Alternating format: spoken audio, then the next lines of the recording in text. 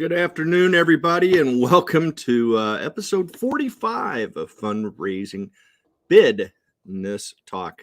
I'm Patrick Cyber. I'm your host today and the lead auctioneer and owner of G-Events LLC, based in beautiful Beaverton, Oregon, just down the street from our friends with the swoosh on their shoes. Excited to be with you today. As always, it is sunny here in Beaverton, just outside of Portland. And so we're going to make it a quick show and maybe take Chief, our dog, for a walk. But anyhow, it's a great day, and it's an exciting time to be in the fundraising auction business.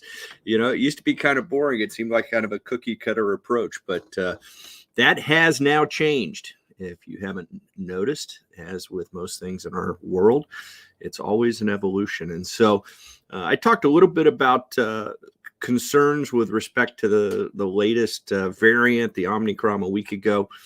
And as I talked to people after the show, I got some more questions about a few things with respect to choosing the right format for their event.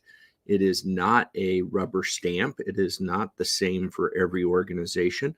And so I thought I would walk through a little bit today, just to give us a feel of the kind of the logic that I guide our clients through in determining what is the best approach for them to be successful with their fundraising event. Because one thing has not changed during COVID, and that is that our nonprofit partners need to raise money to continue and further their missions in the communities that they serve.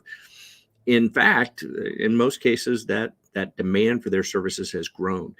And as they have been limited in fundraising activities, their fundraising auction becomes more and more crucial to their success. And so we're always excited to give them a hand. So as we get started, I want to ask you, be sure to type in that comment box and say hello. Let us know where you're tuning in from today. It's always great to see our viewers, at least virtually, and be able to say hello back. And then also, don't ever hesitate. If you've got a question, if you hear me say something and you're like, hey, can you say that again? Or I don't agree, or I do agree, or have something to add to the conversation, please feel free. Drop a comment in the comment box. I will see them as they happen live, depending on which platform you are watching on today. We are streaming to several platforms.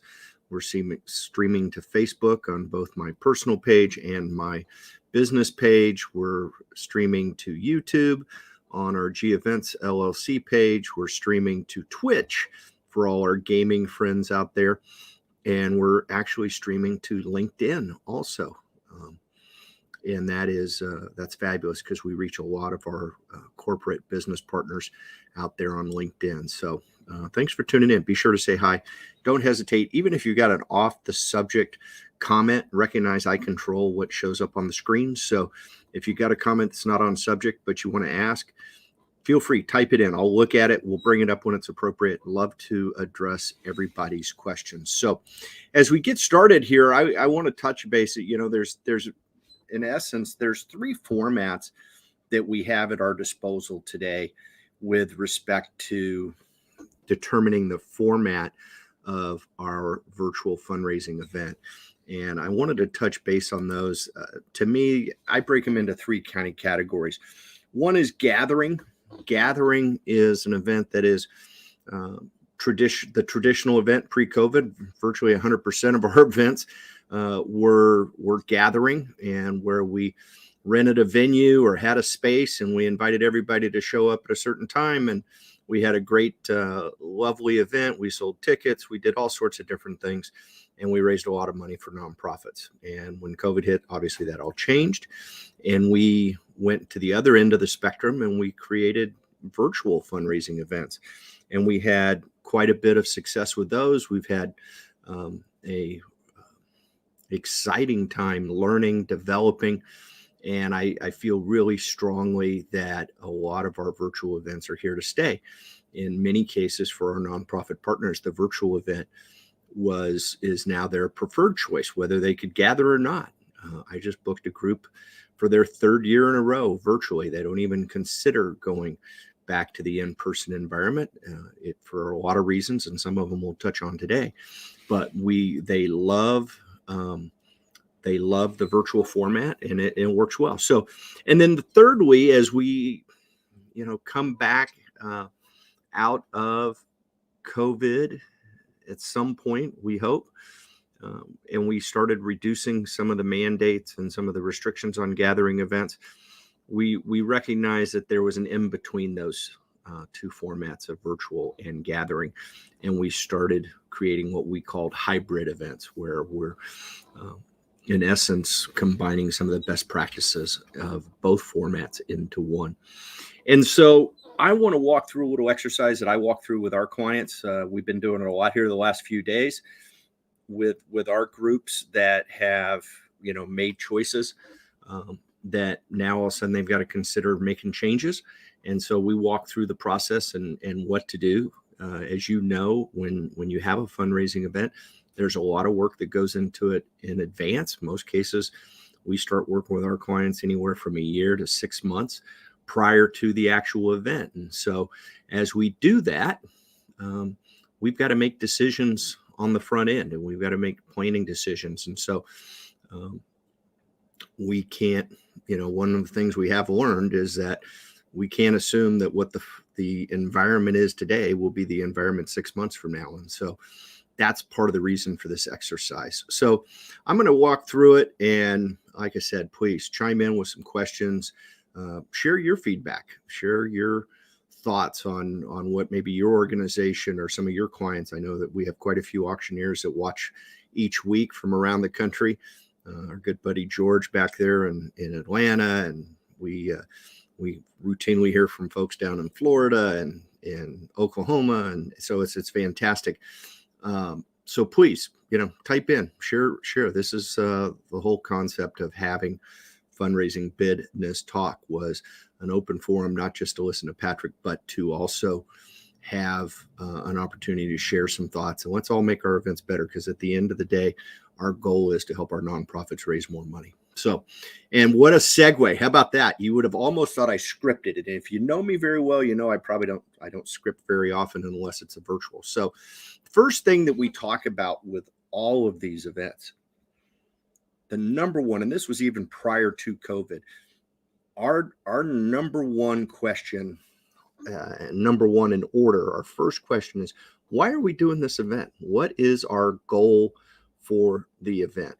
And I think so many times nonprofits have a difficult time identifying that in a way that they can say it publicly, right? I mean, at the end of the day, I think it does come down to one thing for the most part, and that is we're doing this to raise funds. We're trying to raise money to support our nonprofit and allow us to continue the mission we have for the community. But in some cases, it could be brand awareness. We want to get more people to become aware of our organization through a special event, through a fundraising event. We want to raise money, but we also want to make sure people know who we are and what we do. And then we'll cultivate those relationships past the event, and hopefully they'll turn into long-term donors or supporters. That could be your goal. It could also be a celebration. It could be a celebration of a specific milestone in your organization's history. It could be an annual event where you honor supporters, you honor, could be volunteers you honor, could be anything like that, but whatever the goals are, let's be real clear that we know what the goals are for the event. And because that really determines a lot of our decisions. And I feel pretty strongly that when we understand what our goals are, it makes it pretty easy to take a decision and put it up against those goals and how does it affect that goal. And it makes some of our decisions easier to make. It takes the emotion out of those decisions. And so I feel pretty strongly about that. I think it's a great way to go, is to always keep in the top of your mind, why are we doing this event? So, and then once we identify what the goal is for our event, we definitely want to make sure that we understand the cost associated with each format. And what I mean by that is, there was a lot of things that we found out when we moved to virtual that were fabulous. And, We had less hard cost into the event. We weren't renting venues. We weren't renting caterers. We weren't doing decorations. We weren't having to sell tickets in most cases, although some organizations in some parts of the country actually sold tickets to their virtuals, but in a lot of places they do not. My experience from talking to other auctioneers around the country is the majority do not. But those were all things that took a lot of time, took a lot of resources, that all of a sudden when we went to the virtual world weren't there. And so it kind of minimized our upfront cost, and I'm going to say this a lot today, minimized our risk when we went to virtual, because we didn't have some of those costs. Now, at the same time, in many cases, I think a lot of organizations also lost revenue. And when I say that, they weren't selling the tickets. So, if you felt like you were you had catering costs, but you sold tickets to offset it, then maybe you felt like you were in a net neutral position. If you moved to virtual, it wasn't like you saved money. You didn't raise as much either with respect to those expenses. So, in some cases that was a positive for folks, and they looked at it and said, hey, virtual may be less expensive, but we also don't sell tickets. We don't have that table to include in our sponsorship package that really was the value of that sponsorship package, things like that. Now, we talked to a lot of folks, and we revamped, we redesigned their sponsorship packages to really fit the virtual world. And I 100% believe in many cases, the value of those sponsorships dramatically increased because of the virtual format, with expanded bandwidths, with expanded audiences, with the ability to repurpose video, the ability to utilize social media more with a virtual event. It just, to me, it really increased the value of those sponsorships. And we saw a lot of our clients have more success selling sponsorships than they've ever had. Anyhow, at the end of the day, think about the cost with each format. If you're going away from the gathering event, you're not renting a venue, and now you're going to virtual, but maybe you're using a studio, and maybe that's more audio visual cost than you had spent in the past. Whatever those things are, keep those in mind and jot them down, right? Take a piece of paper and put the different formats at the top, and then put the cost associated with them under it, so that you can kind of look at them standalone. And then the second part of that I want to talk about is, and this is crucial in our ever evolving environment that we're in through this pandemic. What are the deadlines for those costs? Okay. What I mean by that is, if we enter into a contract with a venue, what is our cancellation clause? How many days in advance can we cancel this event and not need the venue and still get 100% return? What is the date that we only get 50% return? Or at what point are we on the hook for 100% of the cost of renting that venue? I think we found everybody was so taken back, shocked, when COVID started, that in many cases people kind of tossed contracts aside and said, hey, this is out of our control. This is an act of God, whatever it was, right, to use legal terms. And so a lot of times those deposits got carried over. They forgave outstanding balances, that were due because the event got canceled, whatever it was. Folks, that's changed, right? We realized this 2 weeks to flatten the curve turned into 2 years almost. And so contracts have changed. So I'm going to encourage you, make sure you know the deadline for your cost before you sign that contract. Make sure that you know, hey, folks, if we sign up to do this event at this venue with this caterer, we're going to rent these items to decorate with. We're going to use this audiovisual company and this auctioneer. What are the deadlines for those costs in case things change, right? Now, once you've got all those things in your piece of paper, right? Might be multiple pieces of paper by now, right? Um, you want to take a look and decide, what's weigh out your risk and reward for each format. Does it make sense for us to take that risk? Is it worth the return? And I would love to tell you that there is one format that works for every, uh, regardless of the group, right? I would love to be able to tell you that. I think that would be foolish if I did. I have experienced, I don't know, 50 of these virtual events today. By now, at least 50. And I've witnessed countless others. And they work a really high percentage of the time. But there is a low percentage of organizations that it doesn't work for. And that's okay, right? We need to take that into account. That's why you hire professionals to help you with this, to analyze your organization, your group, your history. I'll give you an example.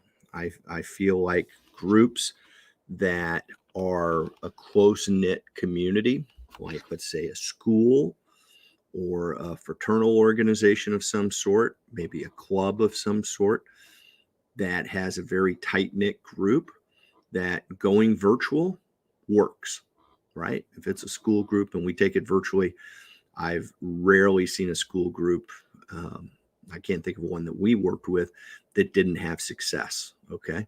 And I measure success by netting at least as many dollars as they had before in whatever format they were using. And in most cases, we netted more dollars, right? Now, that's a small, tight-knit community, right? The parents of a school. Where I see it's challenged in the virtual world is where you have a corporate event. I call it a corporate event, where you have a nonprofit organization who is relying on board members to fill tables, to have those people at the tables make the donations. When you go virtual, those table guests that were the guest of the board member or that key volunteer or that key supporter of the organization, they don't show up at the virtual, and is what we is as a rule kind of been our experience. So I'm not convinced that that's necessarily the best format. At the same time, every group is unique. Every group needs to be analyzed and decide what works best for them. But these are all, steps that you take to determine that, right? And you weigh the risk and reward for each format. And I'm going to tell you, which I've said for many months now. We start with, in a perfect world, you have the ability to execute any format, right? Some groups have that. It's easy for them to switch between formats because maybe they have in-house AV, let's say like a church group or an organist school that is at a parochial school that maybe has the resources to have live streaming capabilities, but they also have a venue big enough to host the gathering event. They have the kitchen facilities, whatever it is, right? And they can kind of move in between those formats pretty easily without a lot of risk, as opposed to a group who says, "Hey, we want to have a gathering event, and we're going to go rent the ballroom downtown, and we're going to, it can hold 400 people. We're going to get out there and we're going to start selling tickets and tables, and we are going to have a big shindig 6 months from now." God bless you. I hope you do. And as an auctioneer, I don't think there's anything better for us as benefit auctioneers to stand in front of a large crowd. So please don't misinterpret my comments. We love that environment. That's what we live for. I don't know of anybody that would choose. For the most part, I think that we would all love to be in front of a live audience as opposed to talking to a camera like I'm doing right now. Okay. But I think it's really risky depending on the part of the country that you're in. In our part of the country here in the Pacific Northwest, we're still booking virtual all the way through next fall. Now, I have some gathering events. I'm doing one next month. I did one New Year's Eve. And depending on the demographics of the organization, the demographics of the group, gathering still works perfectly. And, you know, they're on their own to determine what their COVID protocols are and safety protocols are and what their audience will bear, right? That's crucial for you to know too. And that's part of this equation and weighing your risk and reward. I am gonna warn you though, and I don't know if it's warning. I want to share an observation with you. I did, I don't know, four more hybrid events this fall, and in each case, the organizations when they first reached out to me were 100% committed to a 100% gathering event, and we shared with them, like we do with most, that, hey, let's make sure we have a virtual backup, and let's, depending on what the climate is at the time, we could do hybrid, right? And they bought into it, and that was great. I think we only had one, maybe two groups that postponed to the spring because they just were dead set on having a gathering event. And the one that I have in my mind was that was the right decision for them. Right? That was a good decision for their organization. So my point is that those organizations who thought they would have all these people that wanted to show up, and in most cases, the organization was getting a lot of feedback from their community that, hey, we want to get together. We want to have that party. We want to have that fundraising auction. We want to do it in person. And interestingly enough, we didn't have the attendance that we thought we would have at those events. Even when they were hybrid, we were still well short of the anticipated attendance. Okay, and what the organizers, the nonprofit, thought that they would have in the room was greatly reduced. Okay, and so maybe it's unique to those groups, but I think that you as organizers and auctioneers out there that are counseling your groups or your committees, that we've got to be really selfish and careful to not listen to a vocal minority. I always come back to the same thought. It would be disappointing to me if someone chose not to support your organization because they didn't get to get dressed up and go to the ballroom and sit down at a table. Okay. And so if they're truly committed to your organization, I feel strongly that they'll support it, whichever format that you choose to use. Now, the question is that there's no doubt that we have people who attend events who show up at the event without the intent of making a large donation. Maybe they're the guest of somebody else. Maybe they didn't have any intention of buying that trip to Mexico or that trip to Italy or that, special experience that we sold in the live auction. And that's one of the reasons that you have in-person events, right? To get those people. So you got to balance it all out, right? So I'm gonna strongly encourage you to make sure you weigh the risk and reward for each format, and think about, the investment of cost to, it's one thing for us to go do a virtual event in a studio.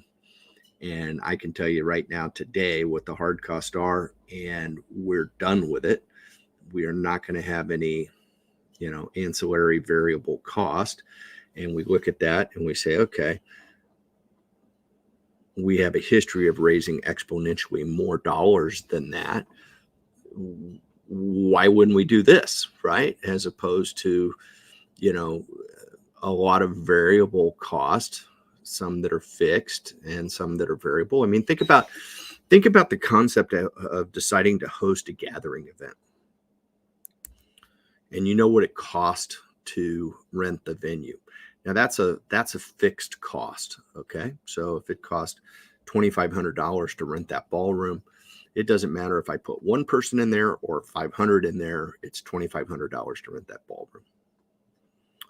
Now, if I feed them a $50 meal or a $75 meal, because remember, food costs have gone up dramatically, and it's tougher for our caterers to find staffing.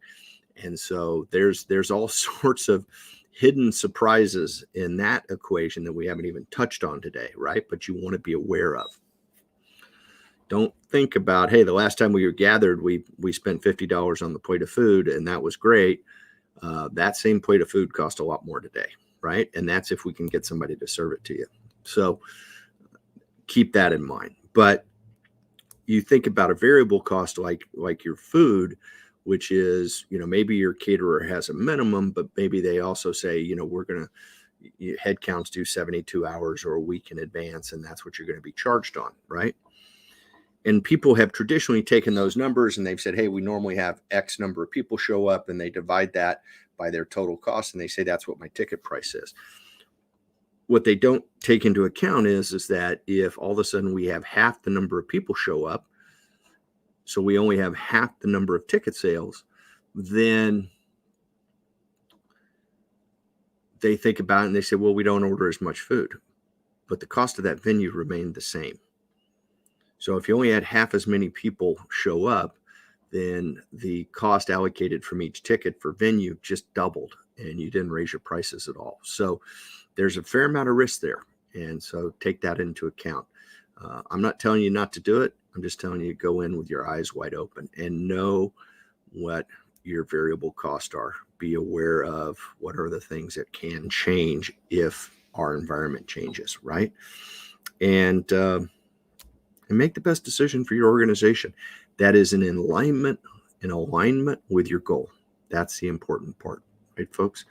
Make the best decision that's in alignment with your goal. I'm going to tell you, as always, start with virtual, add an audience. You can start with an in-person, but make sure that you have a low exposure.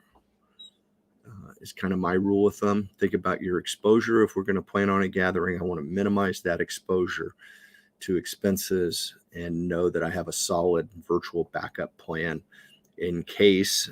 Out of our control, folks. Didn't used to be out of our control. It's out of our control now, right? I saw one of my clients, they just closed their school and went back to distance learning today. Wow. If you told me that 2 years ago that we were going to be doing that again, I would have thought you were crazy, but it's happening and we all know it. And so be flexible. Understand your risk and reward when choosing your format. Know your deadlines, folks. Definitely know your deadlines and the cost associated with each format. And number one, understand your goal for that event and making sure that you are staying on track with that goal in every decision that you make, right? Folks, I appreciate you tuning in today. This is Fundraising BIDness Talk. We're here every Wednesday right at noon. If you missed an episode and you'd like to see some of the other things that we've said over the last 44 episodes, every episode is posted at fundraisingbidnesstalk.com. We appreciate it. And if you want to talk about your event, let us know. Go to geventsllc.com. Drop us a line. Drop us a comment in the chat boxes on all the platforms we're on today. And we would love to get together. In fact, if you go to our website, you can actually book a time regardless of where you're at in the country, and it will send you a Zoom. And we look forward to chatting with you about your event. As we get going, folks, remember, it does not matter where you start the bidding. It's all about where you finish. Thanks for tuning in. Have a terrific day.